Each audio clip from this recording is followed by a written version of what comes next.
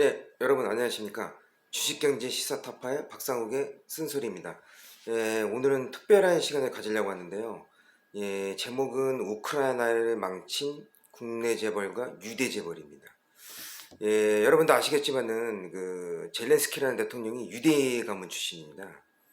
유대 출신 동부 지역에 있는 그 개그맨이고, 이제 제가 조만간 얘기할 콜로모이스키라는 또 유대 재벌이 있는데, 요 분이 지금 이스라엘로 망명가 있는데 요 분도 유대인입니다. 그러면 이제 지금부터 얘기 들어가겠습니다.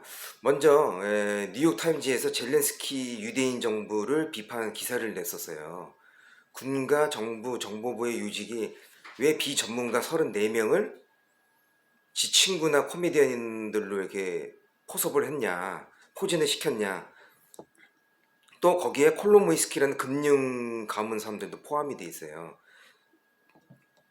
이것이 무엇이냐면 젤렌스키를 후원했던 재벌 가문이 이래서 그래요. 그리고 우크라이나 금융 재벌인 이 콜로모이스키하고 젤렌스키를 이제 관계를 한번 봅시다. 콜로모이스키라는 이 금융 재벌은 금융업하고 철강 미디어로 돈을 번 기업입니다. 대대로. 근데 이제 그가 가지고 있는 방송국이 젤렌스키를 스타로 만들어준 이제 채널 원 플러스 원인데, 이제 이 프로그램이 시트콤이에요. 그 썩은 국가의 부정부패를 이 교사가 젤렌스키가 이게 타파하고 뭐 이런 멋진 모습을 보여주는, 시청률이 2천만 명이나 본 채널인데, 요걸로 얘가 이제 이락 스타가 돼서 이제 대통령이 되는 계기가 됐는데요. 이 콜로모이스키 유대인 이 금융재벌 가문이 옛날 2013년 여러분도 아시겠지만 유로마이단 혁명, 오렌지 혁명이죠.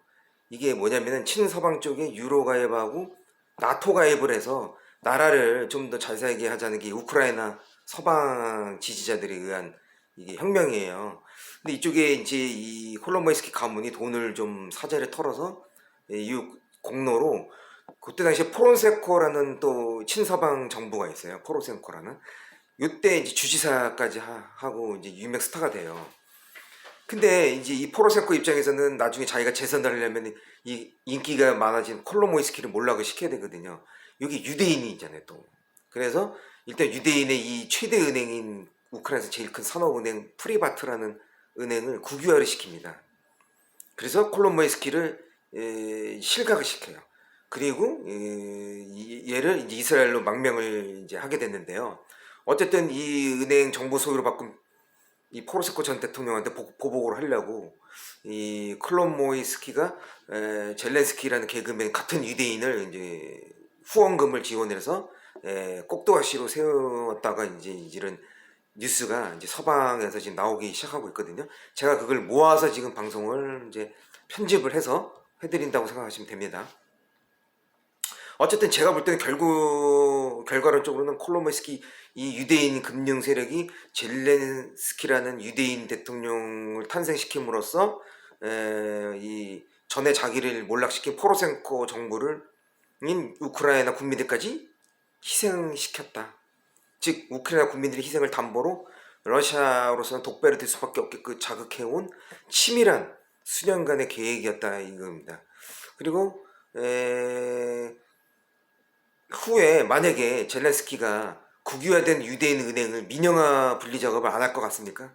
반드시 할 겁니다. 그리고 이스라엘과 서방 사이에 지금 사이가 좀 벌어졌거든요. 이란 핵 합의하고 일부 IS 작전에서 좀 사이가 안 좋았는데 이번 기회에 이스라엘 총리를 이용함으로써 외교가 돈독해질 거로 봅니다. 저번에 이스라엘 총리가 러시아를 왜 갔겠습니까? 그게 콜롬모이스키 가문 때문에 간 것으로 저는 보고 있고요. 이 삼국 균형 세력으로 평화가 유지되어 온 게 결국 콜로모이스키 이 보복, 즉 자기 가문을 물먹인 포로센코 정부를 몰락시킴으로써 젤란스키라는 개그맨 국민 시트콤 이 사람 출신을 이용해서 결국은 우크라이나 피를 보게 돼서 이제 자기의 자존심을 이제 세우게 된 계기가 됐는데요. 먼저 이 포로센코하고 티모센코라는 이 그룹이 있어요. 이 우크라이나의 재벌 그룹을 이 재벌 그룹을 보자면 먼저 티모센코는 슈퍼마켓 체인으로 성공한 국영연합 에너지 시스템 사장이에요. 훗날 더 큰 사업을 하게 되는데요. 우크라이나를 거쳐서 이제 서방으로 흘러들어가는 야말 가스관까지 중개 사업에 뛰어들어서 성공을 합니다. 근데 문제는 이게 되게 좋은 거거든요. 자기네들이 생산 설비를 안 하고 러시아를 이용해 가지고 가스료를 30%나 절감해서 한 거는 성공한 건데, 이거를 포로셴코가 음모를 꾸며가지고 이게 러시아에 더 이득이 있다는 식으로 해가지고 얘를 매국노로 몰아서 몰락을 시킵니다. 그래서 기소를 시켜서 징역 7년을 선고시키는데, 이게 안타까운 겁니다. 이렇게 해서 티모셴코가 몰락을 하게 됐는데, 문제는 얘가 이제 후보로 나오게 됐는데, 포로셴코가 옛날에 그 콜로모이스키를 유로마이단한테 이용해 먹고 버렸지 않습니까? 저 유대 은행을 금융 국유화시켜서 그 콜로모이스키가 국방 비리를 터뜨립니다. 즉 뭐냐, 이 포로셴코도 결국은 이 재벌이 제가 제압으로 성공해서 아버지 때 이어받은 이 재벌인데, 이 금수저인데, 이 내부 비리 말고 국방 비리에 러시아 무기를 수입을 해서 우크라이나 방산에 되파는 제2의 매국노 형식으로 이 비리가 발각이 돼요. 이 콜로모이스키 때문에. 그래서 결국은 이게 지지를 만회하려고 이 사람이 이제 무리를 하는 게 뭐냐면, 자기가 전에 대통령 했을 때 우크라이나 EU 가입하고 나토 가입을 미뤘는데 이거를 다시 명시를 합니다, 헌법에. 근데 이미 늦었죠. 왜냐, 티모스크센코를 투옥시키고 매국노로 몰았는데 EU 가입을 너무 늦게 하는 바람에 이 명시를, 가입을 빨리 명시를 했었으면은 젤렌스키가 이게 인기를 못 끌었을 텐데, 하필 이 젤렌스키가 인기가 이 사람 걸 뒤집습니다. 그래서 결국은 이 셋 다 친러파인데, 아니 친러파가 아니라 다 서방파예요. 포로셴코, 티모셴코. 포로셴코는 대통령을 한번 했고, 티모셴코는 이제 새로 대통령을 하려는 세력이고, 그 다음 젤렌스키는 아예 대통령이 될 수 없는 게 돈이 가난한 사람이에요. 개그맨이라서 이거 돈이 없으면 안 됩니다. 우크라이나는 근권 선거가 이게 어느 정도 돈이 있어야 되기 때문에 한 수십억 수백억 없으면 대통령 후보가 될 수도 없어요, 구조가. 그래서 이게 말도 안 되는 유대인 이 꼭두가시를 이 콜로모이스키가 잘 이용한 거죠.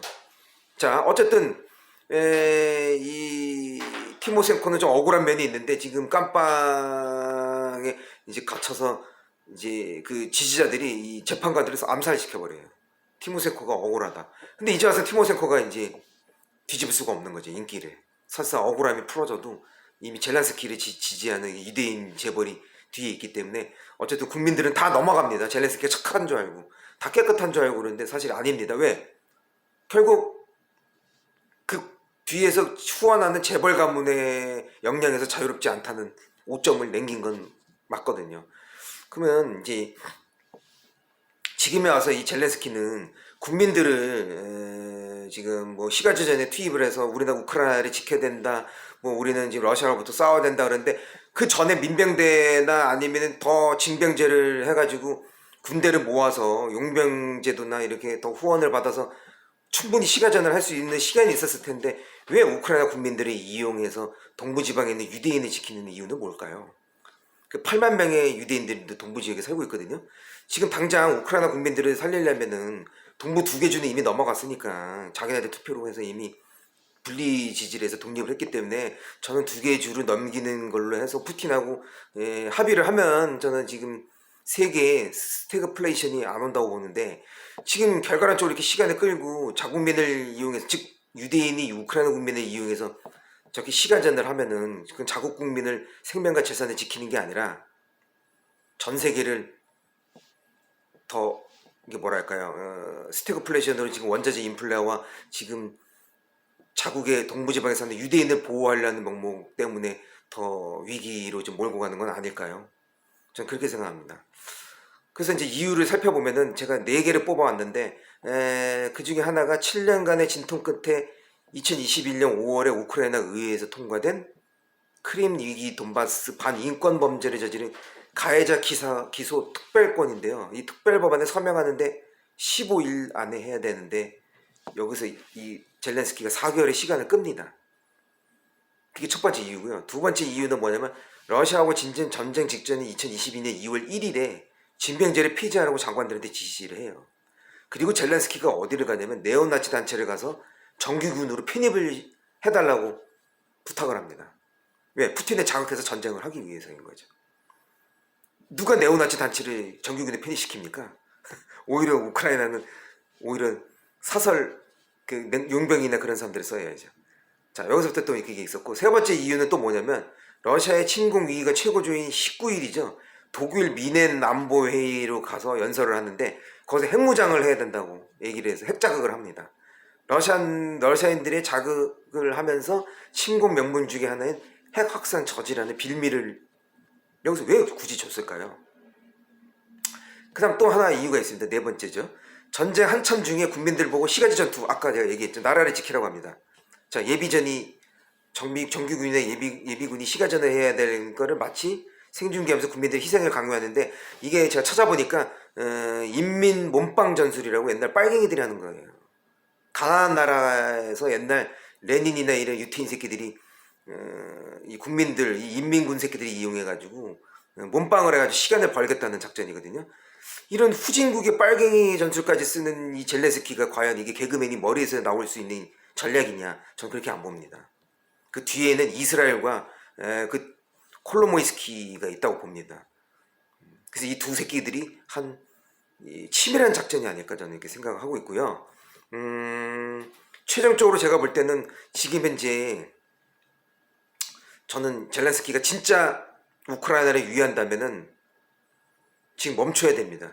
즉 유럽연합만 가입을 하고 나토 가입은 아직 명시를 안 해도 됩니다.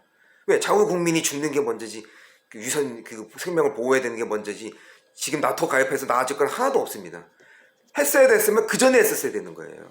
이미 늦었고 그냥 유럽만 가입하는 것만 명시하고 나토는 가입을 안 하고 러시아 푸틴하고 휴전을 하고 그 다음에 차라리 불가침 조약을 맺는 게 저는 지금으로서는 우크라이나를 유한 길이라고 생각합니다.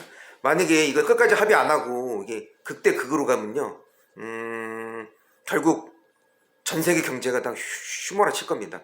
원자재에서부터 해가지고 지금 니켈 가격이 이틀 동안 90% 오르고, 지금 제가 알기로는 팔라듐 가격도 지금 안 오르는 게 지금 오르고 있고, 지금 좀 리튬 가격은 지금 2년 동안에 900%가 올랐어요. 여러분, 이러다간 전 세계 기업들이 쓰러지게 됩니다. 이 유태인 새끼 두 새끼 때문에 지금 우리가 다 죽게 생겼다고, 이 말입니다. 제 얘기는. 그래서 제가 지금 이 방송을 급하게 하는 이유이기도 합니다. 자, 이제 복수는 끝났으니까 이 유태인 새끼들이요, 이 젤렌스키하고 이 콜로모이스키 이 두 새끼는 이제는 사실대로 방송을 하고, 국민들한테 이제 사실대로 사죄를 하고, 니들의 사죄를 털어가지고 빨리 휴전을 하는 그런 모습도 보여줘야지 그게 재벌로서, 대통령으로서의 우크라이나 국민에 대한 예의가 아닐까, 저는 그렇게 생각합니다. 그래서 제가 이제 여러분한테 당부하고 싶은 게 뭐냐면요, 항상 뉴스를 볼 때 껍데기만 보지 마시고 그 뉴스의 뒤에 의미하는 게 무엇인지를 한번 찾아서 그 하나하나 조각들을 모아서 움직이고, 이게 시나리오에서 이게 어떤 일이 뒤에서 다시 조치가 이루어지고 이 미락이 있는지 아닌지 그런 의심부터 좀 하시라는 거죠. 우리나라 국민들은 너무 뉴스를 그냥 믿어요. 의심부터 하시고 최소한 사실이나 다른 내용을 병행해서 다른 루트를 통해서 한번 찾아보는 편집증 기술을 한번 여러분들도 이거 한번 가져봐야 됩니다. 편집관 같은, 이게 나쁜 게 아닙니다. 이게 너무 심하면은 병으로 될 수도 있지만은 이게 편집광적인 게 아주 좋은 습관이에요, 여러분. 이래야지 금융경제도 알고 정치경제도 알고 산업동향도 알고, 그래야지 내가 산 종목이 어떻게 갈지를 더 볼 수 있거든요. 여러분들의 선관도 생긴다 이겁니다. 이 금융 지식에 대한. 그리고 해안도 넓어져서 여러분들이 앞으로 이제 주식이 지수가 어떻게 가는지, 콜인지 푸시인지 그에 대한 도량도 같이 이게 견문이 넓어지는 계기가 된다고 생각이 듭니다. 그래서 제가 이 우크라이나를 망친 국내 재벌과 유대 재벌 이 젤렌스키의 이 음모론을 한번 제가 한번 이렇게 방송을 해봤습니다. 자, 여러분 어떻게 생각하시는지 한번 내일 투표 잘 하시고 정기 방송 때 한번 다시 뵙죠. 자, 주식경제 시사파의 박상욱의 쓴소리였습니다.